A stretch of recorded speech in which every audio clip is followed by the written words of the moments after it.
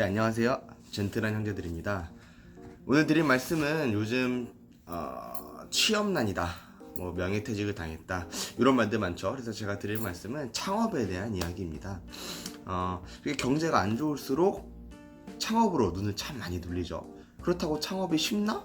절대 아닙니다. 10명이 창업했다고 치면은 9명이 폐업을 하는 것이 현실입니다. 저는 이런 시장에서 입주시장 홈케어 서비스를 창업을 하고 3년 정도 운영을 하면서 몸소 느낀 점들을 부족하지만 나눠보려고 합니다. 물론 저보다 훨씬 잔뼈가 굵으신 분들도 많고 제가 드리는 말씀이 전부 정답은 아니지만 이런 것도 생각해 봐야 되겠구나 라고 생각하시며 들어주시면 감사하겠습니다. 그럼 시작하겠습니다. 자, 첫 번째, 내가 가장 잘할 수 있는 걸로 시작해라. 당연한 얘기입니다. 너무 당연해서 뒤로 나가고 싶어도 좀 참아주세요. 제가 벤처 창업을 시작하면서 굉장히 많은 사업 계획서를 작성했고 또 투자, 심사 이런 자리에 PPT도 되게 많이 했어요. 근데 그때마다 들었던 질문, 그거 너가 할 수 있는 거냐? 처음에 이게 뭔 개똥 같은 소린지 당연히 내가 못하니 투자 받으려고 왔지, 내가 못하니까 너네한테 도움을 받으려고 온 거 아니야 라고 생각을 했고 투자자들이나 심사위원들의 질문을 인정하지 않았습니다. 쟤들이 잘못했어. 이렇게 한 6개월 정도 개고생을 했습니다. 어떤 고생을 했냐, 부러지지 않는 안경을 개발해서 팔겠다 이래서 공장을 알아보니 금형을 뜨면은 몇 천만 원이 들어가는데 제가 이 가격 경쟁력도 생각하고 있어서 가격을 또 낮게 하자니 수익이 안 남는 거예요. 그래서 망해버리고, 그 다음에는 재래시장 배달 사업을 했어요. 아프리카 방송식으로 이제 생방을 해서 얼마다 해서 이분이 주문을 하면은 우리가 배달을 하는 시스템인데, 오토바이 사고 우리가 이제 같이 있을 사업 장소 사고 하려다 보니까 수지 타산이 안 맞는 거예요. 그래서 2개월 동안 기획하고 접었습니다. 그렇게 학교 다니면서 여러 가지 창업하고 또 부업식으로 창업을 했는데 사실 잘 안 됐죠. 그러다가 부업식으로 이제 입주 현장에서 줄눈 시공이랑 유리망 코팅을 한 3년 정도 같이 병행을 하고 있었어요. 그래서 이렇게 하고 있다가 제가 하도 수다 떠는 걸 좋아해서 고객님들과 이야기를 많이 했는데, 한 고객님께서 나는 줄눈이란 게 있는지도 몰랐다, 그냥 소개로 하게 되었다. 다음날 또 다른 고객님은 업체 구하는 게 너무 어렵다, 도대체 어디서 찾아야 되냐, 네이버에 치면 너무나 많고 어떤 게 제대로 된지 된 건지도 모르겠고, 또 다른 고객님도 비슷한 이야기를 하시더라고요. 여기서 제 머리를 하나 스쳐간 게 있습니다. 입주민들이 입주 품목 업체들을 쉽게 고를 수 있는 방법을 찾으면 그럼 고객의 니즈를 충족할 수 있겠구나 싶었습니다. 그래서 젠틀한 형제들이라는 홈케어 서비스 업체를 시작했고 이사작전이라는 입주 플랫폼을 창업하게 되었습니다. 또한 입주민들을 위한 주관사 다올에서 홍보이사로도 활동 중입니다. 시작은 알고 지내던 개발자와 서비스팀을 또 꾸려 창업을 하게 되었고, 거기에 현장에서 일을 하며 알게 된 업체 사장님들과 협력 관계로 시작을 하니 주문이 들어오고 그것을 바로 처리할 수가 있게 되었습니다. 그리고 여기서도 또 수익이 생기게 되었죠. 제가 알게 되었습니다. 내가 할 수 있는 일을 찾으라는 말은 이런 거였구나. 단순히 내 취미 혹은 내 장점을 살려서 하는 거, 그것도 물론 좋지만 그것보다 당장 내가 수익을 조금이라도 낼 수 있는 영역에서 시작하라는 것이구나. 이걸 보시는 분들도 나의 취미나 나의 장점을 살리며 수익을 내면 당연히 좋겠지만 창업은 현실이잖아요. 당장이라도 어떤 수익을 내고 내가 돈을 벌 수 있어야 되는 일을 찾아야 되는 겁니다. 예를 들면 내가 자동차나 오토바이 튜닝 동호회에서 닉네임만 되면 누구나 아는 네임드다, 아니면 간부다, 이런 거라면 튜닝 관련된 업종으로 창업을 하면 초반에 수익을 내는데 어느 정도 도움이 되겠죠? 이렇게 당장 실현 가능한 사업을 먼저 시작하십시오. 그 다음에 그 사업을 통해서 시드머니가 생기게 되면 자신이 하고 싶은 잘하는 일에 부분 투자를 하며 사업을 확장해 나가는 것이 시행착오를 줄이는 방법이라고 생각됩니다. 자, 이것을 정리하자면 창업을 하려면 꼭 잘 알고 있는 시장이나 어떤 판매, 유통 채널을 쉽게 확보할 수 있는 업종들, 그러니까 내가 있어서, 또는 옆에서 누군가 잘 도와주며 서포트를 받을 수 있는 업종을 선택하시는 게 실패 확률을 줄일 수 있는 방법이라고 생각됩니다. 두 번째, 내 돈 들이지 말고 창업하라. 부재, 자금 확보 방안. 창업을 하는데 내 돈이 안 들어간다고? 약간 위험한 발언이긴 합니다만 제가 드리는 말씀은 초반 자본금을 만들고 중간중간 추가 자본금을 확보할 때 말씀드리는 겁니다. 창업을 할 때 정부 지원금 이거 생각보다 괜찮습니다. 잘 돼 있고요. 지자체 지원금도 상당히 많아요. 되게 와 이런 쪽도 지원을 해줘? 이렇게 생각이 드실 정도로 되게 많고, 이것을 서포트해주는 멘토링 시스템도 잘 되어 있습니다. 특히 학교나 이런 기관에서 이런 멘토링 시스템도 거의 무료로 받을 수 있으니까요. 이렇게 가보시고, 저도 사실 이런 자금 확보하는 거에서 되게 잘하는 것은 아니에요. 많이 PPT 다니고 지원 사업을 받았을 때 항상 좀 많이 안 좋은 결과가 있었지만, 뭐 그래서 제가 어떻게 뭐 무조건 꿀팁 노하우 이렇게 말씀드릴 수는 없지만, 무턱대고 처음부터 퇴직금 혹은 내가 가지고 있는 어떤 뭐 모아놓은 돈, 대출 등등 내 돈을 이렇게 박아가면서 사업하지 마시라는 말씀입니다.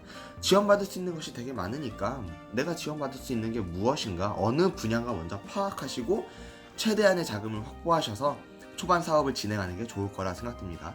생각보다 어렵지 않은 것이, 하시려는 업종에서 차별점이 한두 개만 있어도 서류 통과 그냥 하시고 확률은 올라가고, 그 차별점을 내가 잘 진행할 수 있다, 뭐 요 정도만 어필하셔도 좋은 성과 얻을 수 있을 겁니다.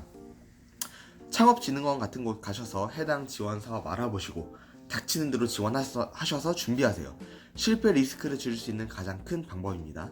이것들이 잘 안 돼서 대출을 받겠다 하시면 최소한 뭐 2금융권까지는 진행하는데 저는 추천하진 않습니다. 뭐 사채로 가야 된다, 지인한테 돈을 빌려야 된다 하시면 돈도 잃고 지인도 잃고 사업도 잃고 인생이 그냥 박살날 수 있습니다. 이 경우 창업보다 일용직 알바를 하시는 걸 200만 배 추천 더 드립니다. 자, 세 번째 중요한 거, 사업계획서입니다. 네이버에만 쳐봐도 굉장히 많이 나옵니다. 항목 구성은 어떻게 해야 되며, 뭐 어떤 내용이 어떻게 들어가야 되고, 순서는 뭐 어떻게 되고, 뭐 요런 많은 구성들이 있지만, 제가 말씀드리는 건 제가 다년간 사업계획서를 준비하고 또 PPT를 진행하면서 심사위원들이나 투자자들이 가장 중요하게 생각하는 것들을 위주로 말씀드리겠습니다. 좀 간략하지 않지만 간략하게 설명드리자면, 물론 위에서 많이 했던 얘기들을 좀 함축한 내용이긴 하지만, 첫 번째, 내가 왜 이걸 하려는지, 이것이 무엇이냐, 리더 혹은 창업자의 자질을 뜻하는데요. 정부 지원금이든 투자든 결국 돈을 회수하는 것이 목표예요. 돈만 들어가고 수익은 뭐 안 나고 폐업만 될 것 같은 곳은 아예 지원조차 해주지 않죠. 이럴 때 가장 크게 보는 기준이 창업자, 리더의 자질을 많이 봅니다. 과거 그런 일들이 많았죠. 사업 계획서를 아주 기똥차게 썼어요. 말로 현혹하고 뭐 내가 하면은 뭐 얼마를 번다, 이런 식으로 이제 되게 사업 계획서를 기똥차게 쓴 다음에 지원금 한 10억씩 받아요. 그다음 3개월, 6개월 유지하고 그 돈 다 자기 아는 업체로 이렇게 빼돌려서 페이백 받고 그다음 폐업시켜버려요. 그래서 심사위원들은, 투자자들은 리더의 자질을 많이 본다라고 합니다. 정부 지원금은 특히 내가 여기 정부한테 뭐 1,000만 원 받았다, 내가 망했다, 변제할 의무가 없어요. 그렇기 때문에 더더욱 이 사람의 성품이나 인성, 어떤 실행할 능력 등을 더 중요시하게 봅니다. 따라서 나를 어떻게 믿어줘라, 나는 뭐 이렇게 사업을 할 거고 내가 이걸 하면 남들보다 더 잘하고 수익도 더 이렇게 날 수 있다, 이런 점들을 어필하셔야 합니다. 두 번째, 내가 하면 어떤 차별점으로 진행할 것인지, 또 어떻게 내가 할 것인지. 차별점, 너무 어려운 말이지만 사실 뭣도 없습니다. 그냥 기존 사업에서 고객이 필요하는 것을 조금 추가하면 그게 차별점이 됩니다. 예로 땡땡땡 감자탕집 있죠? 그 감자탕집의 성공 요인이 부모가 식사할 때 아이들이 뭐 놀 수 있는 놀이방을 설치하는 것입니다. 다른 감자탕집과는 다른 점으로 차별이 되죠. 맛으로서의 어떤 차별이 아니라 고객이 밥 먹을 때 아이들 케어에 대한 이 니즈를 캐치하고 그걸 실행에 옮겼더니 대박으로 이어졌습니다. 현재는 거의 모든 패밀리 식당에서는 놀이방이 있죠. 이렇듯 고객이 원하는 걸 파악해서 추가하면 됩니다. 여기서 중요한 건 내가 생각하는 그 차별점이 고객의 니즈가 반영되어야 된다는 것입니다. 고객은 뭐 1도 원하지 않는 건데 내가 생각하기엔 이게 좋을 것 같다, 정말 대단한 차별점이다, 뭐 내가 생각하기에, 그것은 차별점이 아니라 고집입니다. 돈만 그냥 거기에 들어가게 되는 거죠. 고객의 니즈를 가장 잘 파악하는 좋은 방법은 역시나 설문조사입니다. 업체에 맡길 수도 있지만 그러지 마시고 직접 현장에 뛰어들어서 조사 한번 해보세요. 피부로 더욱 쉽게 느껴지실 겁니다. 물론 소정의 사은품이 있으면 효과는 더 좋겠죠. 세 번째, 내가 하려는 시장의 전망은 어떠한지, 내가 그 시장에서 얼마만큼의 이 파이를 먹을 수 있을지, 예를 들어 튜닝 시장이 연간 500억 시장이라고 하면 내가 지금 시작해서 얼마를 벌 수 있을지, 내가 이 500억 중에 내가 가질 수 있는 이 파이는 얼만큼이 될지 요거를 잘 파악하시라는 겁니다. 뭐 예를 들면 내년에 튜닝에 대한 규제가 완화되어서 그래서 시장의 규모가 500억에서 600억, 700억으로 커질 것 같다. 이런 정보를 통하여 아 내가 이 분야를 해도 앞으로 전망이 좋구나. 이런 것들을 체크해 보시라는 말이죠. 아 그리고 시장이 커지지 않을 수는 있지만 내가 거기서 먹을 수 있는 파이를 점점 늘릴 수 있다? 이것도 전망이 좋다라고 보여지니까 이런 것들을 다 종합해 보셔서 내가 이걸 진행을 해야 되겠다 말아야 되겠다 여긴 전망이 있다 없다라는 거를 잘 체크하셨으면 좋겠습니다. 이거를 정말 객관적으로 무조건 잘 될 거야 이게 아니라 뭐 진짜 객관적으로 남일처럼 그냥 이렇게 체크를 하셔야 실패 확률을 줄이실 수 있습니다. 네 번째, 얼마의 자금으로 얼마의 수익을 낼 수 있을지. 이건 앞에서도 계속 말씀드렸죠. 내가 뭐 1000만 원이 있으면 뭐 1억을 벌 수 있다. 어떻게? 뭐 동호회를 통해서 어떤 유통 채널을 통해서 이런 것들을 잘 체크하라는 말씀이었고, 다섯 번째는 들어가는 비용. 뭐 직원은 얼마를 몇 명을 채용할 건지, 사무실 임대비는 얼마인지, 자재값은 얼마인지, 유통비는 얼마인지 이런 것들을 따져서 내가 낼 수 있는 수익이 이 비용보다 작으면 당연히 하면 안 되겠죠. 아무리 내가 하고 싶어도 좋아도 하면 안 되는 상황입니다. 이런 거 잘 체크하시고요. 여섯 번째, 경쟁사들은 얼마나 있고 어떤 방식으로 얘네들은 운영을 하고 있는지, 또 내가 그들보다는 어떤 차별되는 점이 어떤 것이 있는지. 경쟁사가 너무 없어도 이 시장이 메리트가 없는 시장이라고 보여질 수 있고요. 뭐 누구는 무조건 블루오션을 이렇게 외치는데 그것이 아니라 레드오션이라도 내가 이 레드오션 이 시장에서 이렇게까지 일을 해서 요 정도의 파이를 먹을 수 있다, 이러면 들어가시면 됩니다. 가령 치킨집 너무 많죠. 근데 내가 하면은 뭐 동호회 사람들 데려오고 뭐 지인들 막 데려와서 이렇게 돈을 벌 수 있다 하시면 창업하면 됩니다. 그러면 돈 버실 수 있습니다. 일곱 번째, 이것도 앞에서 계속 말씀드렸지만 어떤 경로로 어떻게 판매할 것인지, 그리고 뭐 이런 것들이 다 체크돼도 여덟 번째, 아홉 번째 뭐 나의 뭐 팀원들의 역량 이런 것들 되게 많은데, 일단 이 일곱 가지를 내가 정확히 체크를 하고 그럼에도 불구하고 이제 할 수 있다 라고 생각이 들 때 창업을 시작하라는 말입니다. 더 들어가면 굉장히 많아요.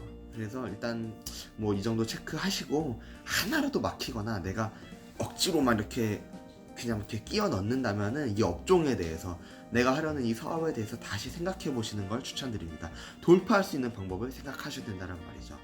우선 이 정도로 말씀드리고 저의 경험이나 또 다른 노하우는 2부에서 말씀드리겠습니다. 모두 대박 나세요. 뿅!